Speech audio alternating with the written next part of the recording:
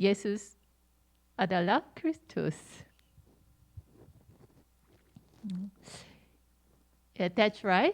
Jesus is the Christ. Benar, Yesus adalah Kristus. Okay, through the way of salvation, okay, we can realize that Jesus is Christ. Jadi melalui jalan keselamatan kita dapat menyadari bahwa Yesus adalah Kristus kan.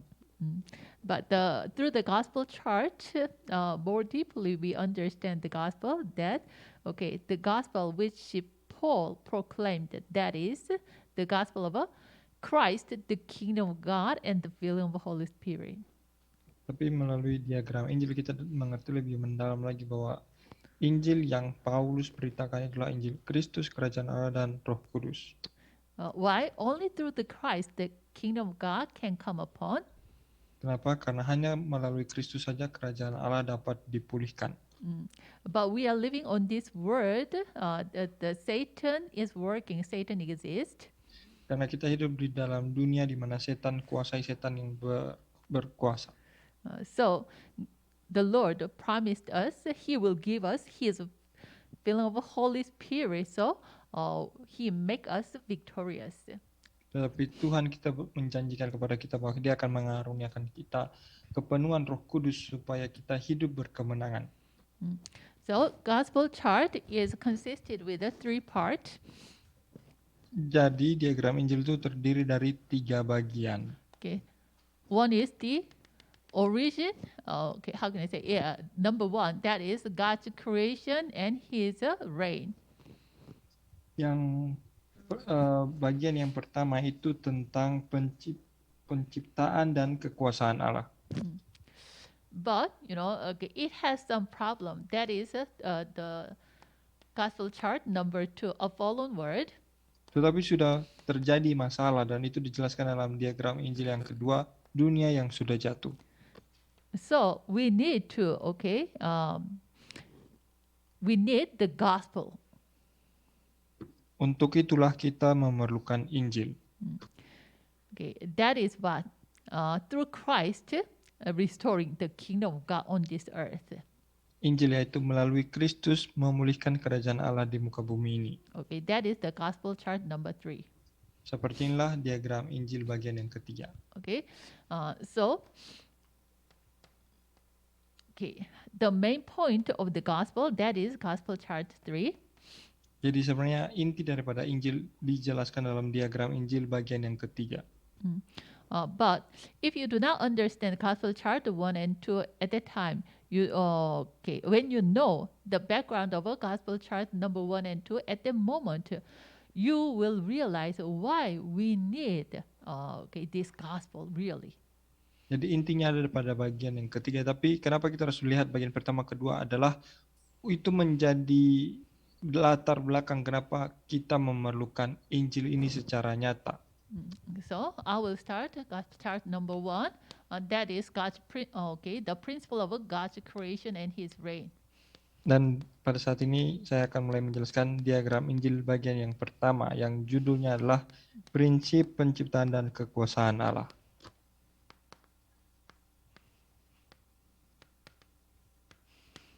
Okay, when you open the Bible, from the beginning, God revealed that He Himself created the heaven and earth. Jadi kalau kita buka Alkitab kita, sejak ayat pertama sendiri Tuhan sudah nyatakan bahwa Tuhan sendiri yang menciptakan langit dan bumi, surga dan bumi ini. So, this heaven is the spiritual world. Dan surga itu merupakan dunia rohani. This earth is the physical world. Tetapi bumi ini merupakan dunia fisik. Okay. This spiritual world is, as you heard, it is but the word of God. Dan dunia rohani itu, sebagaimana tadi sudah saudara dengarkan, itulah dunia ilahi. So it is transcending and infinite and eternal world. Sehingga itu adalah dunia yang transenden, dunia yang tidak terbatas, dan dunia yang kekal. But this earth is what? Immanent and finite and temporary world. Tetapi bumi ini imanen, bumi ini terbatas, dan bumi ini sementara.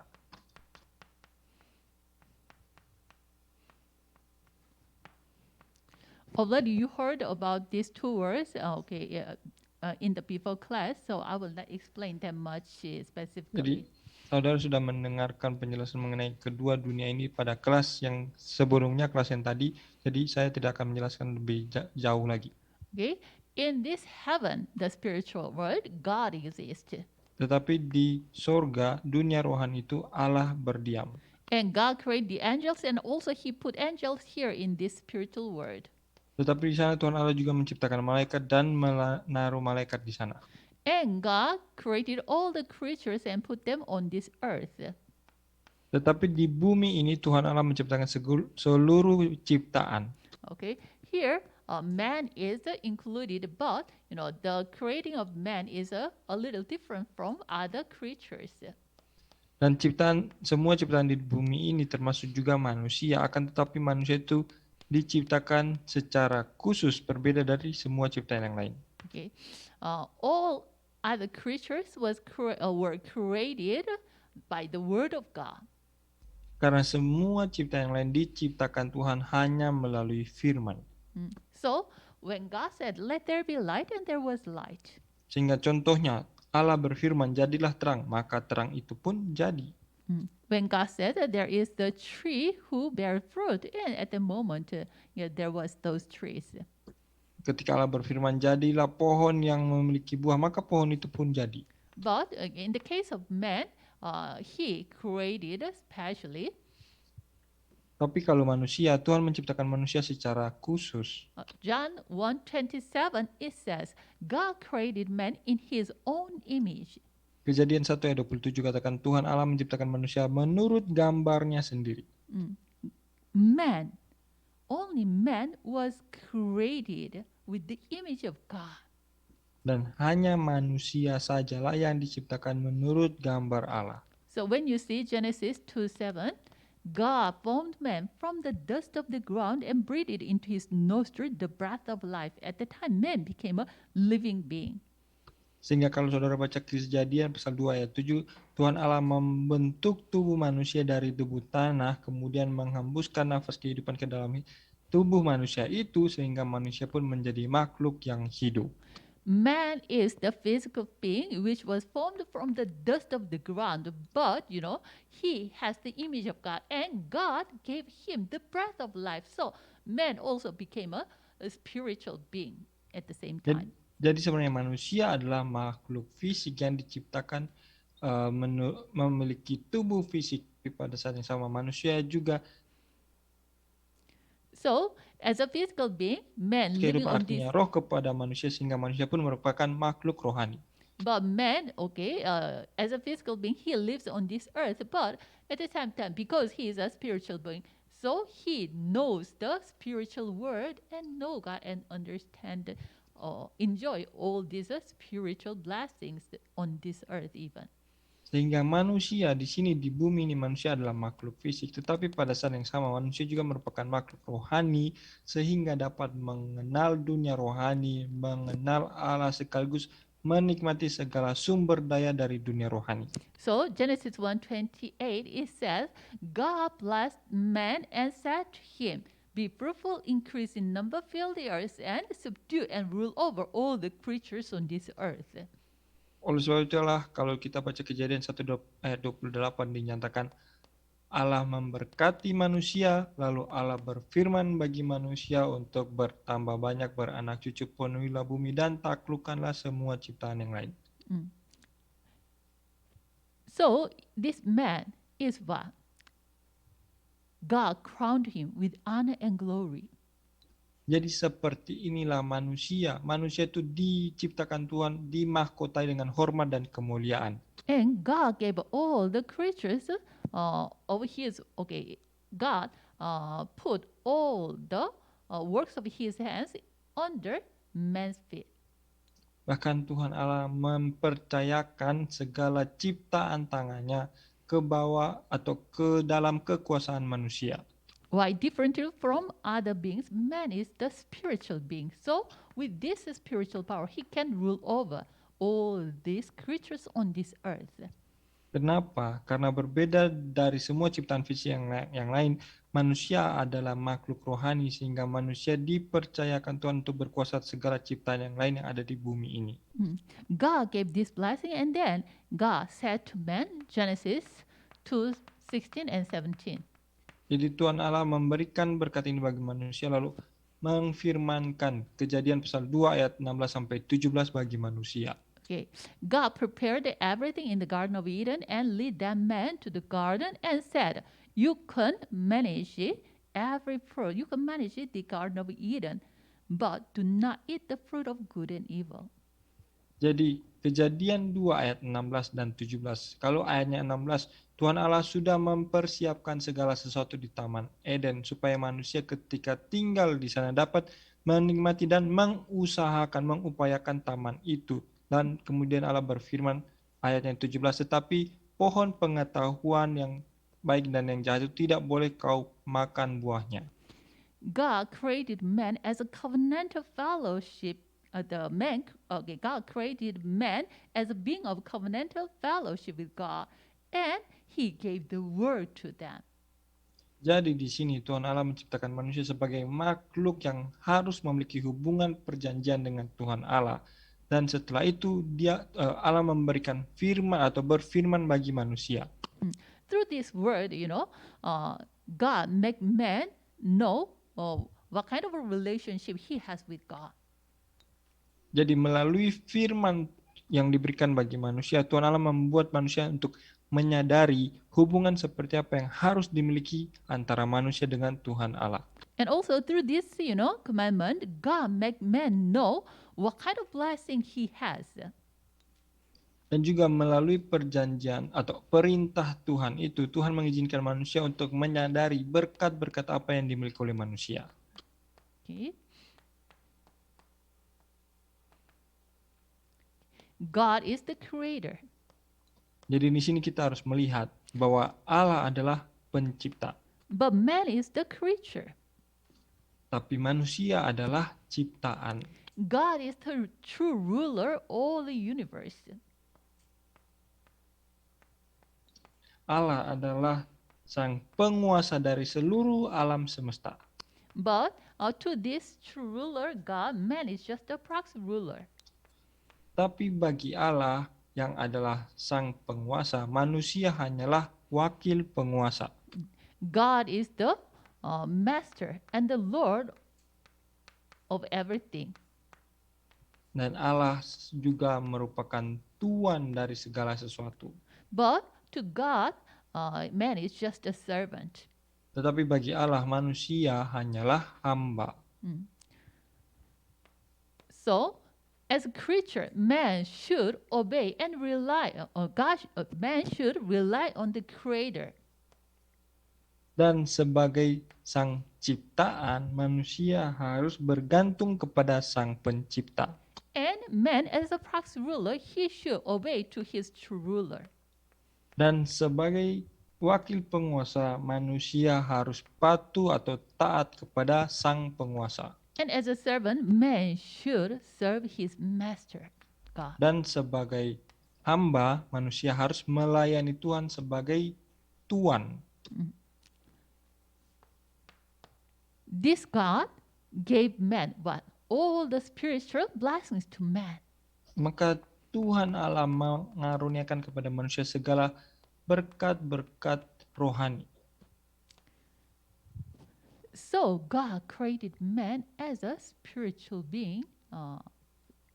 So God gave his image and let man, rule over all these creatures. Jadi untuk hal inilah Tuhan Allah menciptakan manusia sebagai makhluk rohani, yaitu memberikan manusia gambar Allah supaya manusia dapat menguasai, menaklukkan segala ciptaan yang lain. So man, receive every benefit from these creatures, material and physical blessings, benefits. Sehingga pada akhirnya manusia pun memperoleh segala keuntungan, berkat yang sifatnya materi dan fisik dari segala ciptaan yang lain. This is, the true relationship between God and man. Jadi seperti inilah hubungan yang semestinya, hubungan yang benar antara Allah dengan manusia. God created man as a being of covenant fellowship with God. Karena Tuhan Allah menciptakan manusia sebagai makhluk yang memiliki hubungan perjanjian dengan Tuhan Allah. So when he rely and obey to him, he get every spiritual blessings. Sehingga ketika manusia dapat bergantung dan taat kepada Allah, manusia akan menerima segala berkat. With that power, he can even subdue and rule over all the creatures. Segala berkat rohani, dan dengan kuasa dari berkat rohani itu manusia dapat menaklukkan, menguasai segala ciptaan yang lain. So God gave man his word. Untuk itulah Tuhan Allah memberikan firman-Nya bagi manusia. Why? Man is the being of covenant fellowship with God. Kenapa? Karena manusia adalah makhluk yang memiliki hubungan perjanjian dengan Allah. So when he obey to the word of God, at the moment he can enjoy every blessings. Sehingga hanya ketika manusia mentaati firman yang Tuhan berikan, maka manusia dapat menikmati segala sesuatu ini. So at the moment, man can enjoy every happiness here on this earth as a physical and spiritual being. Sehingga manusia pun dapat hidup menikmati segala kebahagiaan di bumi ini sebagai makhluk fisik sekaligus makhluk rohani. So this is what the principle of God's reigning creation. Jadi seperti inilah prinsip penciptaan Allah dan kekuasaan Allah. Okay. But the problem came to man. Tapi ada masalah yang telah terjadi bagi manusia. A fallen world. Ini bagian Injil yang kedua. Okay. Let's see what happened.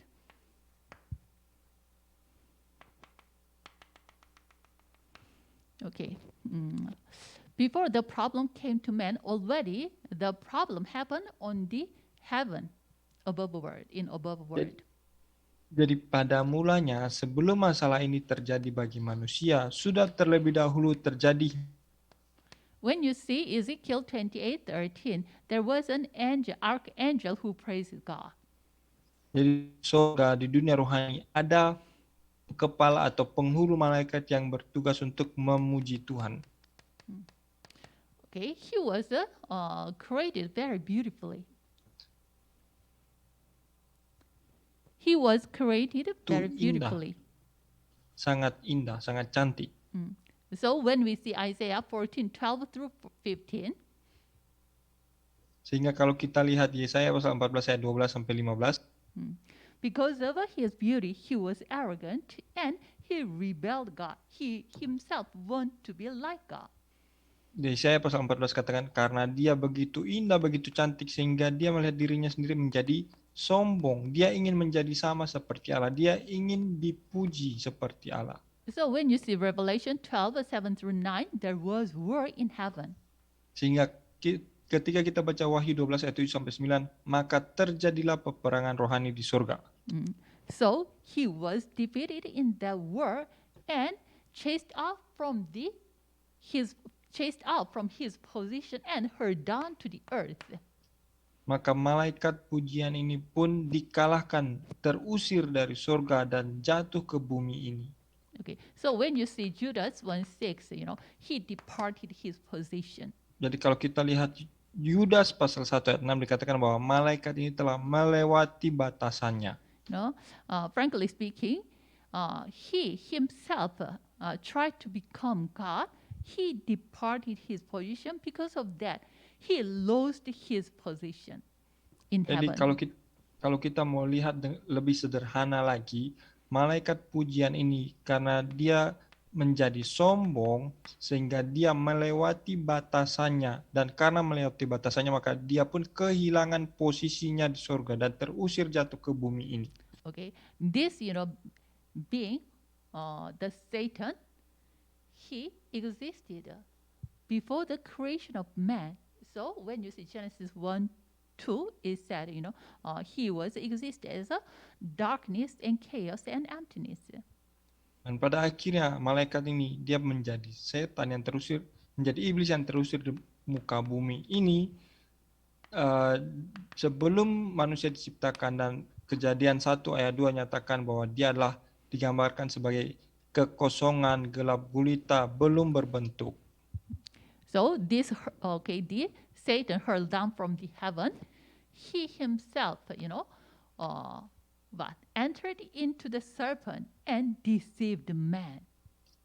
Sehingga akhirnya setan yang telah terbuang dari surga jatuh ke bumi ini pun dialah yang masuk atau merasuki ular lalu menipu manusia. Okay, God gave the word, Genesis 2:17, do not eat the fruit of good and evil. Padahal Allah sudah berfirman bagi manusia, jangan makan buah pengetahuan yang baik dan yang jahat itu. When you eat of it, you will surely die. Ketika kamu memakannya, pastilah engkau mati. Through this commandment, God sustained the true relationship between God and man. Tapi kita juga harus menyadari bahwa melalui firman atau perintah Tuhan Allah ini, Tuhan sedang mempertahankan hubungan antara Tuhan dengan manusia. But this Satan deceived man with a lie. He said what? If you eat of it, your eyes will be opened and you will be like God, knowing good and evil. Tapi setan datang, dia mencobai manusia dengan kebohongan. Dia katakan bahwa ketika kamu memakan buah pengetahuan itu, kamu tidak akan mati, melainkan matamu akan terbuka, tahu tentang yang baik dan yang jahat, dan menjadi sama seperti Allah. No. What does that mean? If you eat that fruit, if you eat that fruit, then you will be like God, because of this, God said, do not eat that fruit.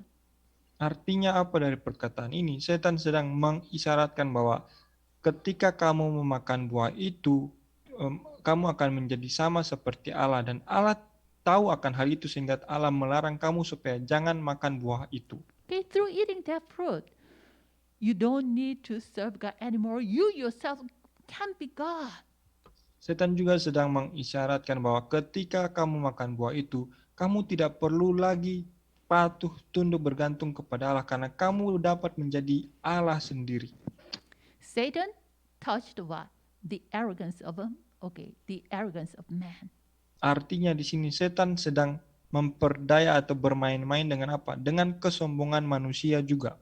It's the same way he was corrupted.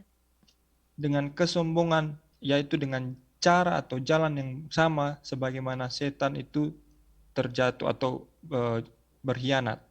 Man who was deceived by Satan, what entered into them? The unbeliever come to them. So with that unbeliever, they disobeyed the word of God. Jadi setan pun berhasil menipu manusia, dan manusia yang tertipu oleh setan, apa yang muncul dalam hati manusia yaitu ketidakpercayaan. Sejak manusia tidak percaya kepada Tuhan, maka tidak mengikuti perintah Tuhan Allah lagi. Do not believe God. Do not believe the word of God. It means what? Do not believe in God.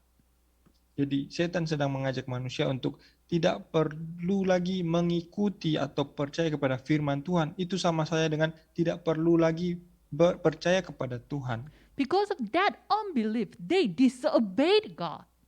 Dan karena ketidakpercayaan itulah sehingga pada akhirnya manusia berkhianat kepada Tuhan. That is sin. Itulah yang namanya dosa. Unbelief and disobedience, that is sin. Jadi ketidakpercayaan dan pengkhianatan atau ketidaktaatan itulah yang menghasilkan dosa. Okay. It is not eating the fruit of good and evil, it is not simple instant.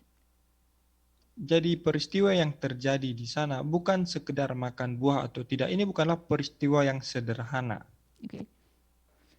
Man was created as a being of a covenantal fellowship with God. So God gave man the word. So through this keeping the word, man can sustain this covenantal fellowship with God together through the word. Jadi manusia adalah makhluk yang diciptakan Tuhan untuk menikmati hubungan perjanjian persekutuan dengan Tuhan.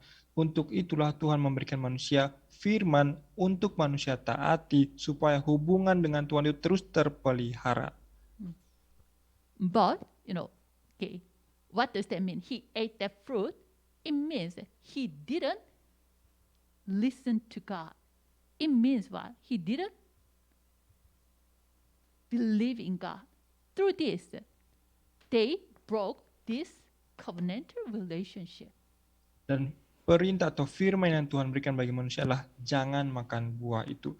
Sehingga ketika manusia memakan buah itu sama saja dengan manusia tidak mau lagi mengikuti atau percaya kepada firman Tuhan, kepada perintah Tuhan. Itu sama saja dengan tidak mau percaya kepada Tuhan sendiri, dan itu sama saja dengan merusak hubungan perjanjian dengan Tuhan.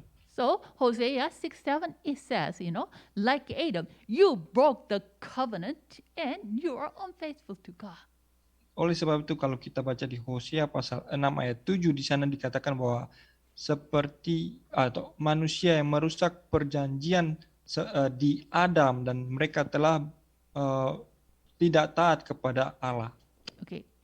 Right the moment man commits sin, what came to man? Jadi sejak saat itu juga manusia pun memiliki dosa, dan apa yang datang bagi manusia? Separation came to man. Yang datang atau yang terjadi bagi manusia adalah keterpisahan dari Tuhan. Okay. It means what? The covenantal relationship was broken. Ini juga artinya bahwa hubungan perjanjian dengan Tuhan itu sudah dirusak. Why? God is the righteous one. Kenapa seperti ini? Ingatlah bahwa Allah adalah Allah yang maha benar. So, God cannot exist with the sin together. Allah adalah Allah yang kudus, tidak bisa berdiam di dalam dosa. Because of sin of man, man totally separated from God, separated from the word of God. Oleh sebab itu, dengan atau oleh dosa manusia, maka manusia telah benar-benar terpisah dari Allah, terpisah dari dunia ilahi. From that moment on, man was captured by Satan. Sekaligus sejak saat itu juga manusia pun ditaklukkan, dikuasai oleh setan. So Isaiah 62, it says, the darkness covered the world and thick darkness is over the people. Dan kalau kita lihat Yesaya pasal 60 ayat 2 mengatakan bahwa seperti inilah kegelapan telah menutupi dunia dan kekelaman menutupi bangsa-bangsa. Okay. From the time of Adam and Eve, the separation comes to man, and from this moment on, man was totally separated from God. Jadi sejak peristiwa kejadian pasal 3 itu, Adam dan Hawa itu manusia telah terpisah dari Allah, manusia tidak dapat lagi datang ke hadapan Tuhan. So, from that time on, men who are born between Adam and Eve all are born in this kind of a separated situation. Oleh sebab itulah, setelah peristiwa itu, semua manusia yang terlahir setelah Adam dan Hawa, semuanya terlahir di dalam situasi yang sudah rusak. So Romans 5:12 is said, through one man sin entered the world, and through sin death came to this world. Oleh sebab itu kalau kita baca Roma pasal 5 ayat 12 katakan, sama seperti dosa telah masuk ke dalam dunia oleh satu orang, dan oleh dosa itu juga maut. Like this way, sin entered the world. Jadi seperti inilah dosa telah masuk ke dunia ini. Because all sinned. Dan maut itu telah menjalar kepada semua orang karena semua orang telah berbuat dosa. It is what? The inherited sin. Ini artinya apa? Ini adalah dosa warisan. We call this the original sin. Dosa warisan atau yang kita sebut sebagai dosa mula-mula, dosa asal. This original sin is not the sin you commit. Jadi dosa mula-mula ini yang diwariskan kepada kita, ini bukanlah dosa yang kita lakukan secara pribadi. Because you were born as descendant of Adam and Eve, so this original sin was what? Transferred to you. Hanya karena kita terlahir sebagai keturunan Adam sehingga kita pun mewarisi, menerima dosa mula-mula yang terjadi di sana. So from this moment on, what was started to man? Sehingga mulai sejak saat ini apakah yang manusia alami? Satan's reign was started. Yang terjadi adalah manusia atau bagi manusia setanlah yang berkuasa. So when you see John 8:44, it says, "Your father is the devil." Kalau kita baca Yohanes 8 ayat 44 berkata bahwa bapamu adalah iblis. And Second Corinthians 4:4, it says, the God of this age confused the mind of man. Juga kalau kita baca 2 Korintus 4 ayat 4 dikatakan bahwa dialah ilah zaman ini yang telah membutakan mata orang yang tidak percaya. This is what? 2 Corinthians 4:4, it is the God of this, Satan is the God of this age. 2 Korintus 4 ayat 4 dikatakan setan, dia adalah ilah zaman ini. And John 16:11, it says that Satan is the prince of this world. Tetapi Yohanes 16 ayat 11 katakan bahwa setan dia adalah penguasa dunia ini. Then how does Satan reigns this world? Lalu mari kita melihat bagaimanakah cara setan berkuasa atas dunia ini. By the law of sin and death. Dia berkuasa dengan hukum dosa dan maut. Satan caused man commit sin. Jadi ingat atau lihat di sini, setan dia membuat manusia jatuh dalam dosa and lead them man to the what? Separation, the spiritual death. Lalu membawa manusia, akibat dari dosa itu membawa manusia kepada keterpisahan. Itu arti keterpisahan dari Tuhan itu artinya juga kematian rohani. Okay, the evidence are in the Bible. Dan sebenarnya buktinya semuanya ada dalam Alkitab. 1 John 3:8 it says. 1 Yohanes 3 ayat 8 katakan. Okay, those who are sinful is of the he who is sinful is of the devil. Mengatakan bahwa barang siapa yang tetap berbuat dosa, dia berasal dari iblis. And Hebrew 2:14 it says, the Satan holds the power of death. Juga Ibrani pasal 2 ayat 14 mengatakan bahwa setan dialah yang berkuasa atas maut.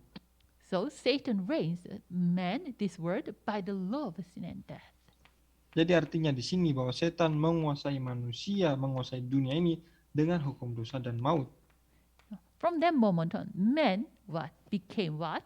The slave of the Satan. Dan sejak saat itu juga manusia telah menjadi budak-budak setan. Okay, John 8:44. Yohanes 8 ayat 44. The Bible tells us, your father is the devil. Jadi sebagaimana Alkitab menyatakan bagi kita, bapamu adalah iblis. And Ephesians 2:2 it says, you follow the way of this world and of the ruler of the kingdom of the air. Juga Efesus 2 ayat 2 mengatakan bahwa kamu hidup di dalamnya, yaitu mengikuti perintah dari penguasa angkasa dan roh-roh yang sedang berkuasa. Okay. Departing from God, man lost every spiritual blessings. Because of that, he has no choice but to be confined by his, physical limitation. Jadi lihat baik-baik di sini bahwa manusia yang sudah terpisah dari dunia rohani itu sudah ada dalam keterbatasan sehingga manusia pun pada akhirnya akan terikat dengan segala sesuatu yang terbatas yang melekat dalam diri manusia. Okay, the spiritual being Satan, who transcends in time, he captures that man, make him the slave. Dan setan, yaitu dia juga yang merupakan roh yang melampaui ruang dan waktu, dia adalah makhluk rohani juga, dialah yang menaklukkan manusia. So man who became the slave lives with the 12 life problems. Sehingga pada akhirnya manusia hidup di dalam 12 masalah kehidupan yang diberikan setan. Fundamental problem. Kita lihat 3 masalah. Yang pertama itu merupakan masalah fundamental. It is the inner part problem. Artinya masalah ini berada di dalam diri manusia, berada di dalam hati manusia. Okay. Already what? Their nature was fallen and they were born. Berada dalam batin manusia, yaitu apa? Natur dosa. Okay. Already captured by Satan, and as a sinner, they were born, separated from God. Jadi benar-benar manusia yang sudah ditaklukkan, dikuasai oleh setan. Mereka atau manusia lahir sebagai orang-orang yang berdosa. Okay. Satan trapped man like this way. Tapi seperti inilah setan menjebak manusia. So, when you are born, already you are what? Captured by Satan and separated from God and became a sinner. Oleh sebab itu, sejak kita lahir, kita sudah terlahir sebagai apa? Terlahir sebagai manusia yang dikuasai oleh setan, manusia yang terpisah dari Allah, dan manusia yang berada di dalam dosa. Okay, about the fundamental problem. Okay, first, Genesis 3, 4, and 5. Jadi kita lihat masalah fundamental. Yang pertama di Kejadian pasal 3 ayat 4 sampai 5. It is me-centeredness. Ini berbicara tentang apa? Berbicara tentang manusia berpusat kepada diri sendiri. My will, my, thinking, my emotion. Menekankan kehendak sendiri, menekankan pemikiran sendiri, menekankan emosi sendiri. Okay, Satan deceived man. Okay, you yourself become God. Tapi setan menipu manusia. Setan katakan, manusia kamu bisa menjadi Tuhan. You don't need to rely and obey and serve God anymore. Setan menipu manusia, kamu tidak perlu bergantung, tidak perlu taat, tidak perlu lagi melayani Tuhan. You are the Lord of your life, so please centered to you and live. Dan setan katakan, karena kamu juga bisa menjadi Tuhan atas hidupmu sendiri. Kamu bisa mengikuti keinginanmu sendiri, sehingga ketika kamu hidup, kamu harus menekankan tentang dirimu sendiri. Through this me-centeredness, man fall into what? The original sin. Tetapi melalui fundamental dalam diri manusia inilah, manusia malah jatuh ke dalam dosa. What is original sin?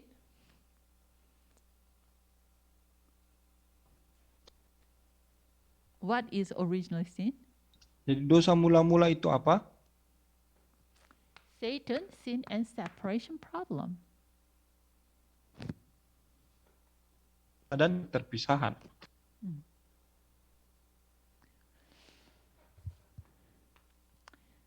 Satan makes man be centeredness, and then he leads man to what?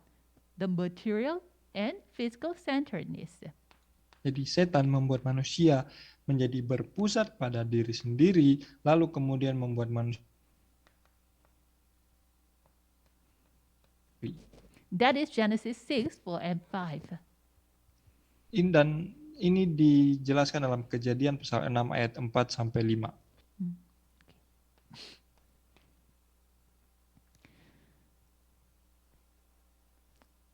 So this material and physical centeredness lead man to what? The Nephilim. Tapi pada akhirnya manusia yang berpusat kepada materi dan fisik ini malah membuat manusia jatuh ke dalam situasi seperti Nephilim. When you are ignorant about the spiritual things, when you just focus on material and the physical things only at the moment, you will be caught by the evil spirit. Artinya, ketika kita tidak peduli dengan hal-hal rohani, hanya melihat dan mementingkan hal-hal fisik dan materi saja, tetapi itu menjadi jalan bagi kita untuk benar-benar dikuasai oleh iblis. In the midst of that, Satan leads you to what? The worldly success centeredness. Jadi, dalam situasi manusia mengejar hal-hal fisik dan materi, setan juga membuat manusia untuk mementingkan atau mengejar yang namanya kesuksesan duniawi.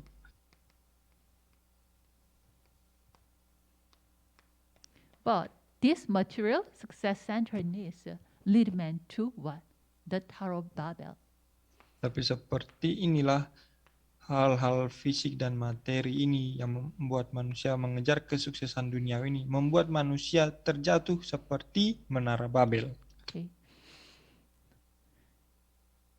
Departing from God, Jadi manusia sudah terpisah dari Tuhan and only pursue the material and physical stuffs. dan manusia sekarang hanya mengejar atau menekankan hal-hal materi dan fisik saja. So you can be successful in this world. Lalu setan katakan kamu bisa sukses di dunia ini juga. But that success is not the eternal success. Tetapi kesuksesan dunia ini bukanlah kesuksesan yang kekal. Because of that success, even more serious problem came to man, and because of those problems, later at last, they fall down. Malahan karena kesuksesan ini atau dibalik kesuksesan duniawi itu ada begitu banyak masalah yang akan menghampiri manusia yang pada akhirnya manusia akan binasa. Yeah, through the successful person in this world, you can see many kinds of examples of this. Saudara dapat melihat contohnya banyak sekali dari orang-orang sukses di dunia ini. Okay, these three fundamental problems became so long to man, it became what? The long-standing problem. Dan masalah atau 3 masalah fundamental ini sudah terjadi begitu lama sehingga sekarang ini sudah menjadi masalah yang terjadi atau masalah untuk waktu yang lama yang berulang-ulang. It became the way of life. We call it what? Culture. Dan ini sudah menjadi masalah atau jalan kehidupan manusia dan ini juga yang kita kenal sebagai budaya. It is what? The Satan's trap. Tetapi sebenarnya budaya ini merupakan kurungan setan bagi kita. Okay, it became so long, it became the way of our life. So Jadi karena begitu lama sehingga masa-masa ini sudah menjadi biasa dan menjadi gaya hidup manusia.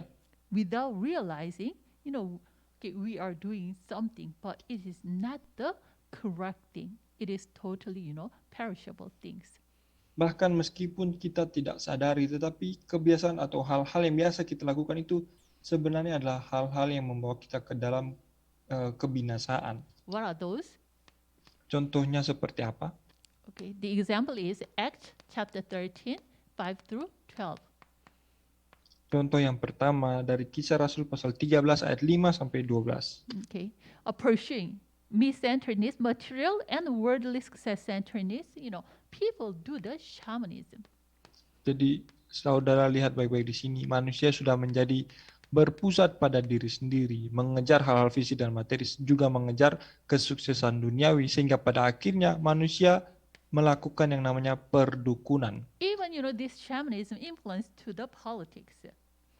Bahkan perdukunan ini pun sudah begitu biasa sehingga juga terjadi di dalam dunia politik sekalipun. Shaman is what kind of person they are? They are the person who are called by the demons. Saudara harus lihatlah, dukun itu orang seperti apa? Dukun adalah orang yang sedang kerasukan atau sedang dikuasai oleh roh-roh jahat.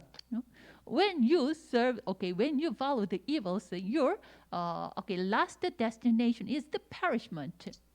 Dan kalau saudara melayani roh-roh jahat, melayani iblis, tempat terakhir saudara adalah kebinasaan juga. But people are not aware of this, and they just follow those the shaman who are called by the evil spirit. Tapi orang-orang tidak menyadari tentang hal ini, mereka malah lebih mengikuti kata-kata atau lebih mengikuti dukun yang sebenarnya di balik mereka adalah roh-roh jahat itu sendiri.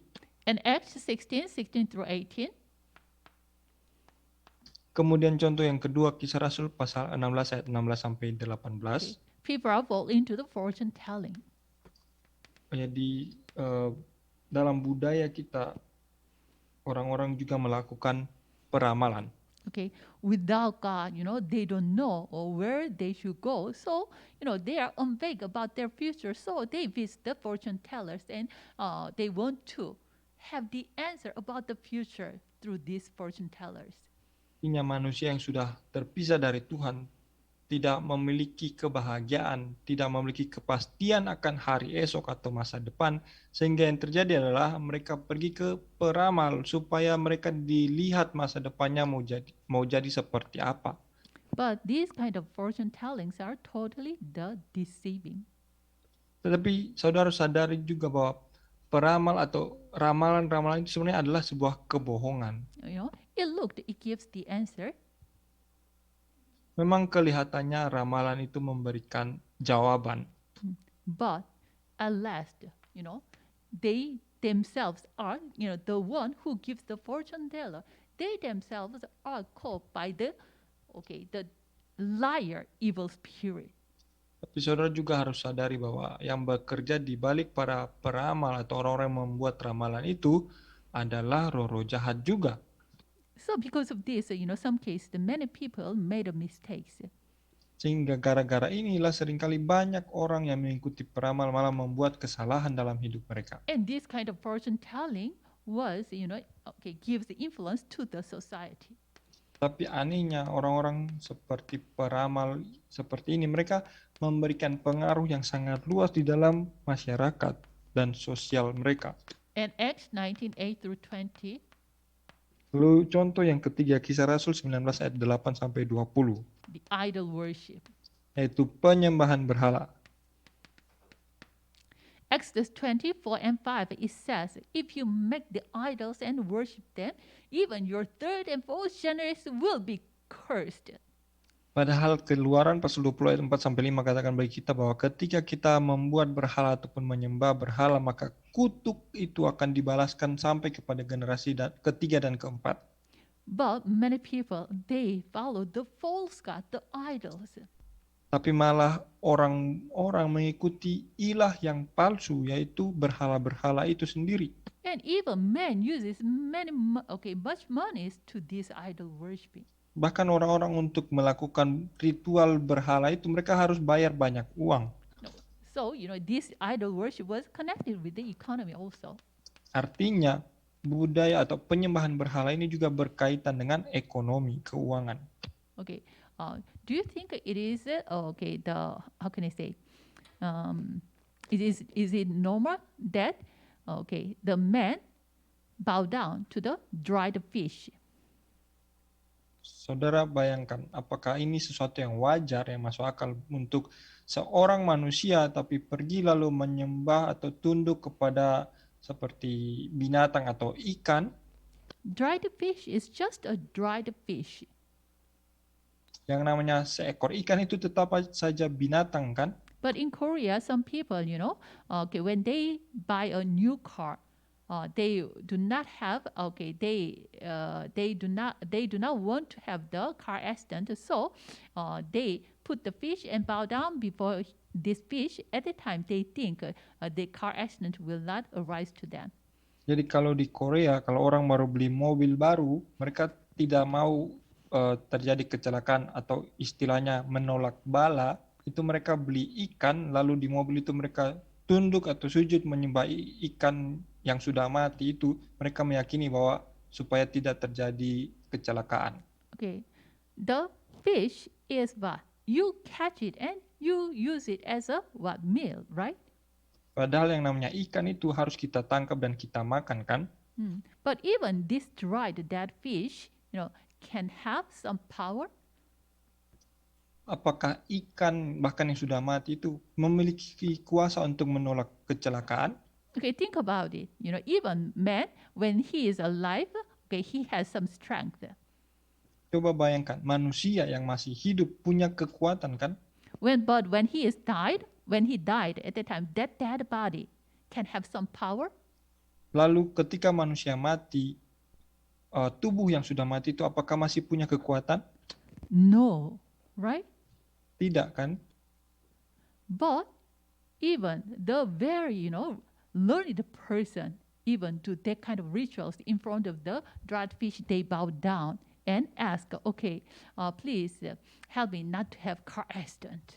Tapi manusia yang sudah mati, saya tidak punya kekuatan. Lalu bagaimana dengan seekor ikan yang sudah mati? Tapi anehnya, orang yang berpendidikan sekalipun di Korea, tiap kali beli mobil, mereka sembah itu ikan yang sudah mati. When we have the upright thinking, we think about it, it is totally, very foolish act.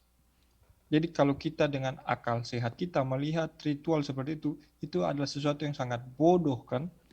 But the person who have the doctor's degree, they do that kind of rituals. Tapi anehnya bahkan orang yang punya gelar doktor sekalipun masih melakukan ritual seperti itu. It is a wrong thing, but it already became their lifestyle. So without realizing, they are doing those kind of rituals. Artinya hal-hal semacam ini, baik itu berhala, peramal maupun dukun, ini adalah hal-hal yang sebenarnya salah, tapi karena sudah terbiasa tanpa kita sadari, kita selalu melakukannya dalam kehidupan kita. It is the Satan's trap.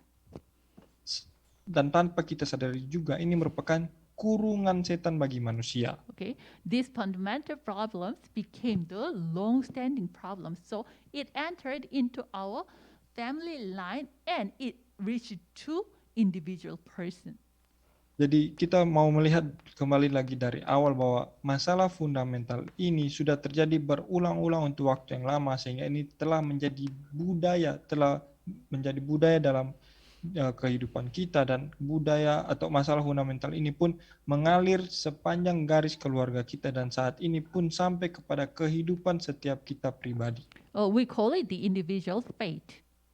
Dan itu yang kita kenal sebagai nasib setiap pribadi. That is what sixth stage of a non-believers. Jadi di sini kita berbicara tentang 6 nasib atau 6 status orang yang tidak percaya.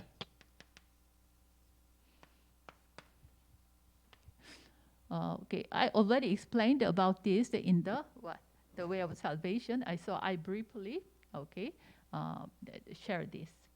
Jadi sebenarnya tentang 6 status ini sudah dijelaskan di jalan keselamatan. Jadi sekarang hanya secara ringkas saja. Okay, when men were born, already he belonged to Satan and born. Jadi yang pertama, sejak manusia sudah lahir dalam kondisi berdosa, menjadi anak-anak iblis. That is what the spiritual problem. Inilah yang menjadi atau inilah juga merupakan masalah rohani. Okay. Those who belong to Satan, for them, the way to serve their father, the devil, that is what? Idol worshiping. Dan karena manusia merupakan anak-anak iblis, manusia harus melayani bapaknya. Dan cara untuk melayani iblis adalah melalui penyembahan berhala, kan? So anyone who do not believe in God have no choice but to fall into the idol worship. Oleh sebab itu, sebarang siapapun juga yang tidak mengenal Tuhan sudah benar-benar akan melakukan penyembahan berhala. Okay, some will say, okay, I do not have any sin. It means I do not have any God. I do not believe anyone. Mungkin ada orang yang tidak percaya, dia katakan bahwa saya tidak percaya kepada Tuhan manapun itu, saya tidak berdosa, saya tidak meyakini hal-hal semacam itu juga. Doesn't this man do the idol worship? Lalu apakah orang yang tidak percaya sama sekali terhadap dosa, terhadap Tuhan, apakah dia melakukan penyembahan berhala atau tidak? Yes, he is doing the idol worship. Sebenarnya dia juga melakukan penyembahan berhala. He do not believe any other gods and any other persons, but he believe what? He himself become the idol. Artinya dia tidak percaya kepada Tuhan manapun, tidak percaya kepada orang manapun, tapi dia sedang melakukan penyembahan berhala, dan berhalanya adalah dirinya sendiri. So, people, if they do not meet God and they do not believe in God, then they have no choice but to do the idol worships. Akhirnya, setiap orang yang tidak pernah berjumpa dengan Tuhan, tidak pernah mengerti tentang Tuhan, pada akhirnya semua manusia yang seperti itu pasti melakukan penyembahan berhala. Some people, to them, the material stuffs are their idols. Some people, their family, their son or daughter become their idols. Or some people, the ideology itself become the idol to them. Jadi ada orang yang materi dan fisik mereka, hal-hal yang mereka punya itu menjadi berhala bagi mereka. Ada orang yang keluarga mereka, mungkin anak mereka, orang tua mereka menjadi berhala bagi mereka. Ada orang juga yang pemikiran mereka, ideologi mereka sendiri itu menjadi berhala bagi mereka. But all these things are not the true solution for them. So they do not have a real happiness in that. Pada akhirnya hal-hal yang seperti itu tidak pernah menjadi solusi yang memuaskan mereka, sehingga pada akhirnya juga tidak pernah mereka memiliki damai sejahtera And they do not have a true peace with those things. dan tidak pernah bahagia, tidak ada damai sejahtera dengan hal-hal semacam itu. They are afflicted mentally and they have so many worries. All those things are what? The mental problems. Dan bahkan secara mental pun mereka terdampak. Mereka hidup dengan begitu tidak bahagia dan begitu banyak kekhawatiran. Itu menjadi masalah mental. And later, what came to man? The physical problem came to man also. Dan pada akhirnya apa yang terjadi bagi manusia, masalah fisik pun terjadi bagi manusia. And to die once is destined to man. Dan pada akhirnya manusia memang ditetapkan untuk mati satu kali, kan? And after death, the judgment is waiting, and they have no choice but to go to hell. Dan setelah kematian, penghakiman sedang menanti manusia, dan setelah itu manusia pun masuk atau pergi berakhir di neraka, binasa. Afterlife problem. Itu menjadi masalah setelah kematian bagi manusia. And all these problems became the spiritual inheritance and delivered to their next generations. Akan tetapi semua masalah ini pun menjadi warisan rohani dan diwariskan, diturunkan kepada generasi-generasi penerus manusia. The post-tree problems. Jadi masalah atau masalah warisan. So, when you see that, already when you are born, you are fall into the trap of Satan. Artinya kalau kita merenungkan semua hal ini, kita akan menyadari bahwa ketika kita lahir sekalipun, sejak kita lahir kita sudah lahir di dalam jebakan setan. In the midst of that, you are caught by the trap of Satan, the dark culture. Dan lahir terjebak oleh setan juga, kita dikurung dengan budaya kegelapan yang diberikan setan bagi kita. Inside that Satan's frame, you already caught by the snares of a sixth stage of non-believers. Bahkan kita hidup dalam kurungan setan pun kita masih dijerat oleh setan dengan 6 nasib kita. Okay. This Satan's snares, the more you try to come out from here, it chokes you more and more. Tetapi jerat setan ini semakin kita berupaya untuk membebaskan diri, semakin kita akan diikat lebih kencang lagi. All your struggles and your effort is useless. It makes the situation harder and harder. Sehingga pada akhirnya semua upaya kita, semua usaha kita itu malah membuat kita semakin menderita dan semakin sulit. It is like the man who fall into the swamp. He tried to come out from the swamp. The more he tries, he fall into the swamp more and more. Ini ibarat seperti seseorang yang jatuh ke dalam pasir hisap. Semakin dia berupaya keluar, dia akan semakin jatuh lebih dalam. When we see this, totally man has no hope. Akhirnya, ketika kita merenungkan hal ini, manusia tidak punya pengharapan sama sekali. Why these kind of things happen? Tapi kenapa hal seperti ini terjadi? It started from here. Dimulai Genesis dari chapter sini. 3. Kejadian pasal 3. But, already Genesis chapter 3 happened, you cannot come out from here. Tapi kejadian pasal 3 sudah terjadi dan kita tidak bisa keluar dari hal itu. You are living in the kingdom of the Satan. Bahkan kita sedang hidup di dalam atau di bawah kerajaan setan. The world you are living, this world, was already caught by the Satan. Dunia yang kita hidupi saat ini, bumi ini benar-benar dikuasai oleh setan. So, if you do not come out from this kingdom of Satan, there's no way. Sehingga kalau kita tidak keluar dari kerajaan setan ini, maka tidak ada harapan. Only the way is okay, when you receive the reign of God from that moment on, okay, it how can I say? Mm, okay, the only way to come out from here is, someone who has the power break down the kingdom of Satan, right? Dan yang menjadi satu-satunya jalan keluar supaya manusia dapat keluar dari kerajaan setan ini adalah harus ada seorang pribadi yang begitu berkuasa, yang memiliki kekuasaan lah yang harus datang dan menghancurkan kerajaan setan ini bagi manusia, Who won over the Satan? yang dapat mengalahkan setan. Jesus Christ. Dan dia adalah Yesus Kristus. So through Christ, on this earth, the kingdom of God should be restored. Oleh sebab itu, melalui atau di dalam Kristus, kerajaan Allah di muka bumi ini dipulihkan. At that time, you will restore true happiness and true peace and true life.